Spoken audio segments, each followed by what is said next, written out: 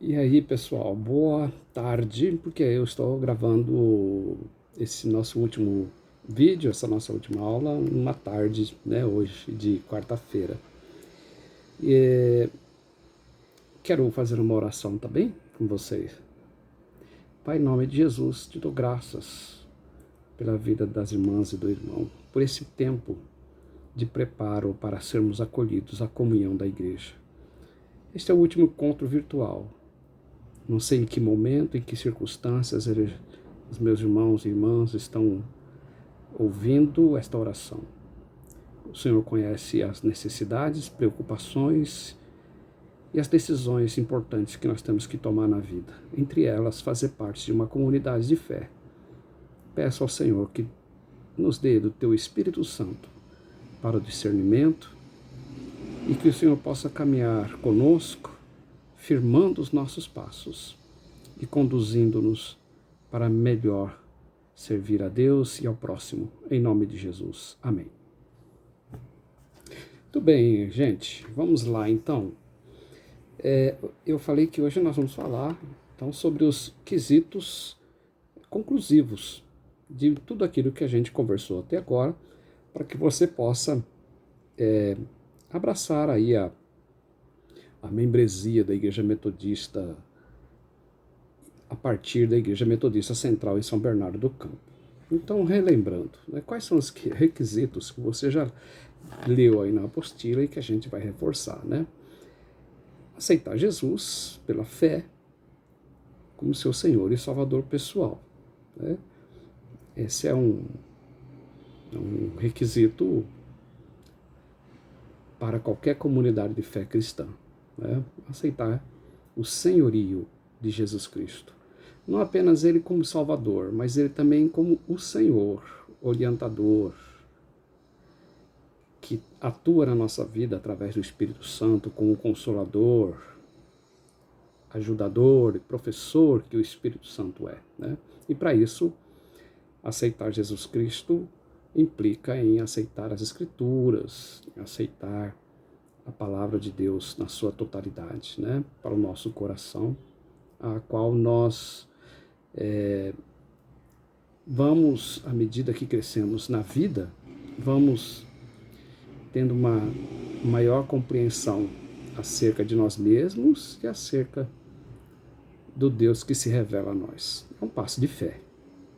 Segundo, demonstrar por atos o arrependimento dos seus pecados e a disposição de viver uma vida nova de acordo com os ensinos do Evangelho. A gente não vai fundamentar aqui o termo em si, do arrependimento, que é metanoia, mudança, e nem o pecado em relação ao pecado original, aos pecados que fazem parte da nossa natureza, né? Mas o arrependimento dos seus pecados tem a ver com aquela postura sempre pronta a ser tratada, trabalhada pelo agir de Deus, da sua palavra, tanto na nossa relação vertical, né, como na nossa relação horizontal uns com os outros. Para isso, não é que você e eu vivamos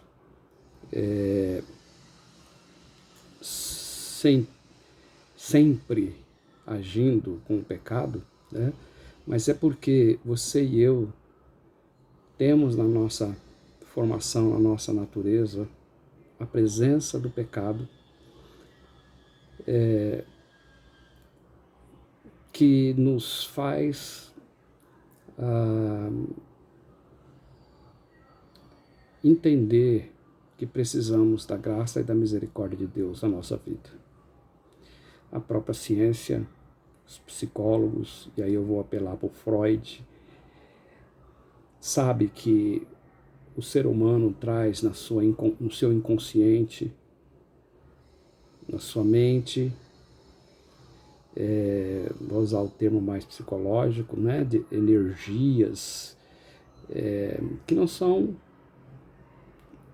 conhecidas e explicadas, nem na sua totalidade pela ciência. Por isso, o ser humano tem agido na sociedade carente de entender a si mesmo e carente de se voltar mais para Deus, para conhecer e deixar que essas carências sejam preenchidas por aquele que nos criou, que é Deus. Então o arrependimento tem a ver com isso. Eu preciso de Deus, preciso do meu irmão, da minha irmã, não somos melhores do que ninguém, e quando eu errar eu preciso da misericórdia e do perdão de Deus para seguir em frente. Disposição de viver uma vida nova, tá bem? Terceiro, aceitar as doutrinas, os regulamentos, as práticas da Igreja Metodista, as suas normas, pautando-se por elas, né? Então, nós compartilhamos várias formas da organização da Igreja, as principais doutrinas, mas muitas dessas doutrinas nós vamos ainda aprofundar em estudo na escola dominical. E aí a importância dessa estrutura da igreja, né, como através da sua instituição principal, ou uma das instituições principais que a igreja tem, que é a escola dominical, né? Nós precisamos muito deste espaço, porque muitas comunidades hoje que não tem mais a escola dominical, perderam seus fundamentos, perderam suas práticas, história, memória, doutrinas fundamentais, né, do cristianismo, por isso se perdem com as filosofias, com os movimentos que vão surgindo, e a gente vai perdendo a nossa referência principal, que é Cristo. Então a escola dominical ela é muito importante. E eu vou até dizer que é até diferente do discipulado. As duas são dois movimentos, os dois são dois movimentos importantes da igreja, que a gente deve se envolver. Comprometer-se a viver a mordomia cristã. Um resumo de Wesley, e você vai lembrar que na apostila, ganhar com trabalho honesto o máximo possível, economizar o máximo possível, doar o máximo possível. Essa era uma síntese do que Wesley pensa sobre a mordomia. E nesse sentido, a gente convida todo irmão e irmã. Essa expressão, a gente convida, é minha, porque eu diria que os cânones, ele é até um pouco mais taxativo. Mas eu, enquanto pastor local, eu digo, convido ao irmão ou à irmã que entra à igreja a ser um dizimista. Convido porque o dízimo, assim como toda a participação nas ações da igreja, é um ato voluntário e de amor. Dízimo tem a função de cooperar com a missão. O dizimista coopera com a missão que a igreja realiza. Nós não fazemos do dízimo algo manipulável, ou seja, no sentido de quanto mais dízimo você der, mais abençoado você vai ser, porque essa não é a nossa prática e nem o ensinamento bíblico na nossa compreensão. Dizimar é um ato voluntário de amor e de responsabilidade. Quando a gente tem a participação dos dizimistas com regularidade, a igreja consegue elaborar o seu orçamento, sabendo que vai poder contar com aquele irmão, com aquela irmã todos os meses, salvo em momentos em que ele não estiver tendo sua receita. Então, até por consideração a esses irmãos e irmãs que trabalham o orçamento da comunidade de fé, eu devo ser um dizimista para cooperar com esse trabalho que eles fazem com muito carinho, muito amor. A igreja local também faz, através da cota orçamentária, que nós chamamos, né, a nossa participação da arrecadação dos nossos dízimos para a missão na área nacional, na área regional e assim sucessivamente. Portanto, ser dizimista seria do ponto de vista moral, espiritual, né, deveria ser um anseio do irmão, da irmã, que adentra a comunidade de fé. Agora, ela é obrigada? Não, ninguém é obrigado, né? Ninguém é obrigado a ser dizimista. Você pode ser um dizimista, você pode ser um ofertante regular, né? Cada um tem as suas particularidades, né, na sua vida pessoal. Mas é importante saber que o que nós consumimos na igreja, água, luz, toalete, café, estacionamento, tem um custo. E para isso nós precisamos nos unir, para também que os ministérios da igreja local tenham subsídios para desenvolver suas ações. Agora, um detalhe importante, canônico. Quem é líder da igreja tem que ser dizimista. Quem é líder da igreja tem que ser dizimista, salvo situações especiais, ok? Às vezes, por uma circunstância pessoal, da vida, de falta de receita, ninguém vai ser legalista nesse sentido. Mas espera-se que o líder seja um dizimista, ok? E que o membro, o irmão, a irmã também coopere com essa conscientização, tá? De que participamos da obra do Senhor. Também, para ser recebida a comunhão da igreja, precisa confirmar que foi batizado ou será batizado. Se foi batizado na infância, ele faz, no caso de pessoas que crescem até no contexto da igreja metodista, né, faz a profissão de fé. Se o foi batizado na igreja católica e tem neste ato como um ato verdadeiramente da sua experiência de vida cristã e de família, por questão de consciência, ninguém é obrigado a batizar novamente. Mas se essa experiência lá da infância, que seus pais o levaram ao templo, na igreja metodista especialmente, mas se você foi batizado numa tradição cristã católica e entende que aquele não foi o momento de consagração de sua vida e nem tampouco teve esse significado para o contexto da família, por questão de consciência, a gente pode rebatizá-lo, ok? Isso é muito importante você ter no seu coração. As formas dependem do batizando. Aspersão, imersão ou derramamento. Dependendo de um diálogo, da experiência, da sua visão, da sua leitura bíblica, não há imposição.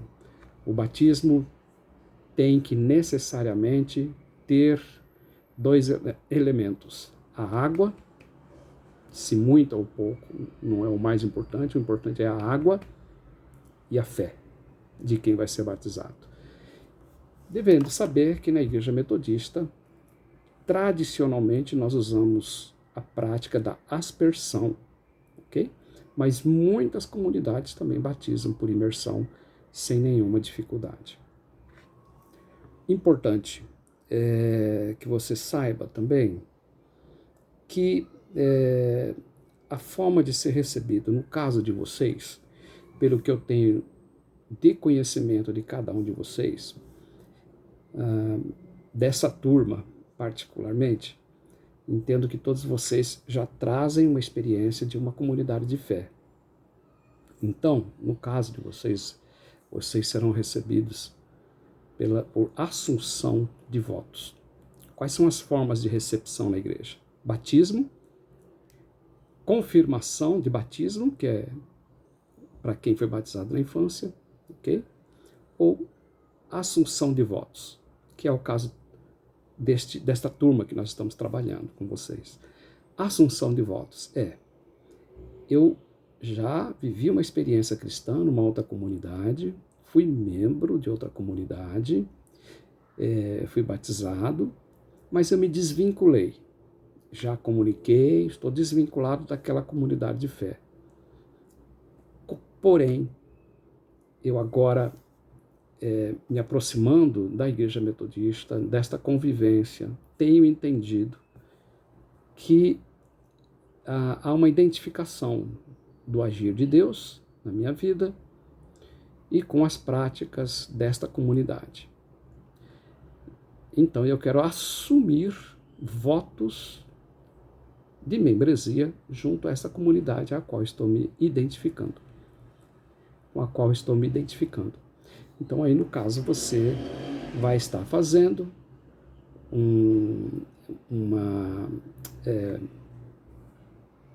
vai estar sendo acolhido a comunidade de fé através do ato de assunção de votos, ok?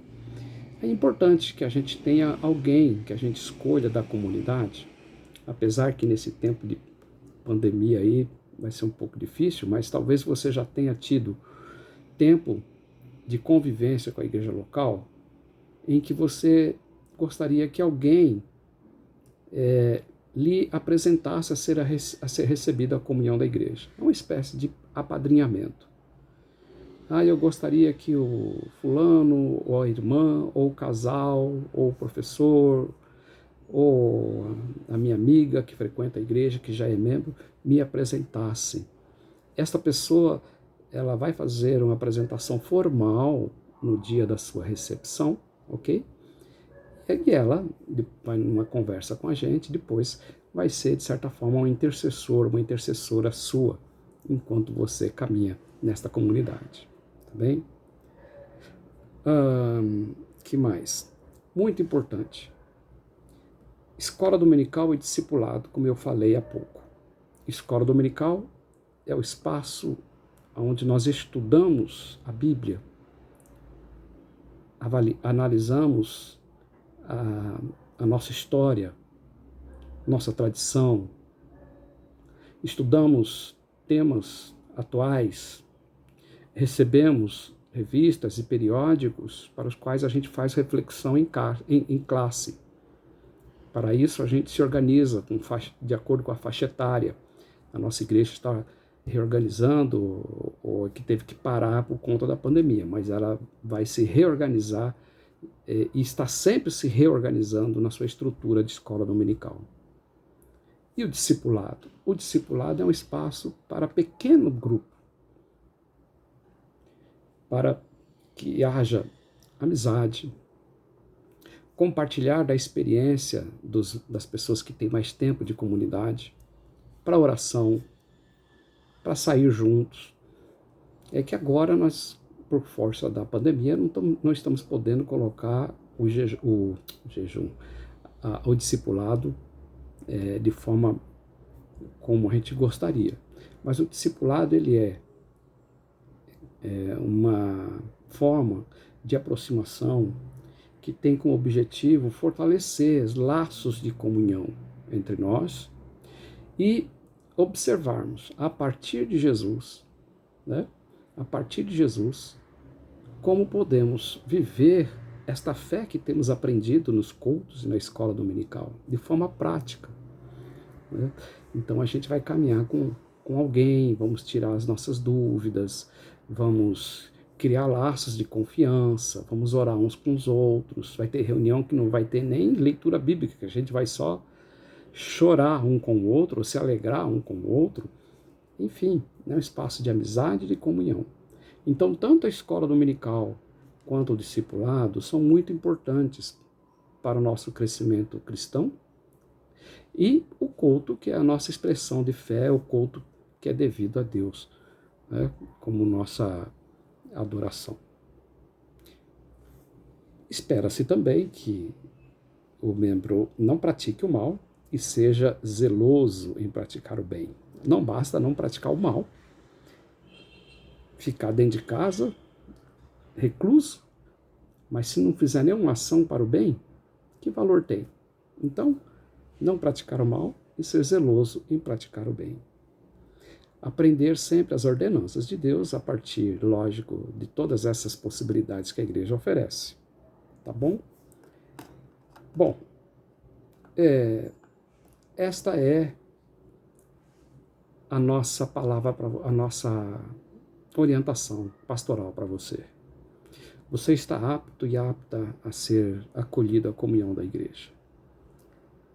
Espero que essas gravações que nós fizemos nas últimas aulas tenham contribuído e somado àquelas que nós fizemos diretamente, né? Agora, eu gostaria de agendar com vocês um encontro virtual ainda, para a gente bater um papo, tirar todas as dúvidas e ver que dia nós podemos acolhê-los à comunhão. Eu gostaria, lógico, que isso fosse feito quando nós tivermos pelo menos um momento presencial. Não acho muito frio a gente fazer a acolhida de vocês virtualmente, a não ser que isso seja definido eternamente, que vai ser sempre virtual, né? Mas vamos pensar sobre isso. Que você possa orar, que você possa relembrar tudo o que conversamos e aprendemos juntos, tá bem? E depois me deu positivo, olha, pastor, é isto mesmo que eu quero para a minha vida de fé, e eu quero ser recebido à comunhão da igreja. Mas se você entendeu que que eu não quero, que não estou preparado para tal, venha conversar comigo, não é? Porque a nossa proposta aqui é pastoreio, é ajudá-lo e ajudá-la, tá bem? Que Deus te abençoe. A nossa oração foi feita logo no início da nossa aula. Que você possa se sentir acolhido e acolhida. E um detalhe que eu sempre digo às pessoas que eu recebo a comunhão da igreja: nunca se esqueça, você tem na igreja um pastor e uma pastora. Nunca tome decisões precipitadas em relação à igreja, se alguém em algum momento pisar no seu pé, se em algum momento você sofrer pressões e encher sua mente de dúvidas. E não esqueça disso. Você tem um pastor, se não se sente à vontade com o pastor, tem uma pastora com os quais e as quais você pode sentar, abrir seu coração, ter uma oração. Você nunca será coagido, né, a ser metodista nesse sentido, né, no sentido de forçá-lo. Mas a gente quer caminhar junto com você, meu irmão, minha irmã, porque para isso Deus nos vocacionou para o pastoreio, tá bem? Que Deus te abençoe, te fortaleça, te dê a paz e que nós possamos seguir firmes no propósito do reino de Deus, tá bem? Eu vou responder algumas perguntas, as perguntas que me foram enviadas no particular. Pode aguardar, porque eu vou estar mandando a resposta para vocês, tá bom? A partir de amanhã, eu vou fazer um contato com vocês para nós agendarmos o nosso encontro virtual, tá? Muito obrigado pela atenção de vocês, que Deus abençoe.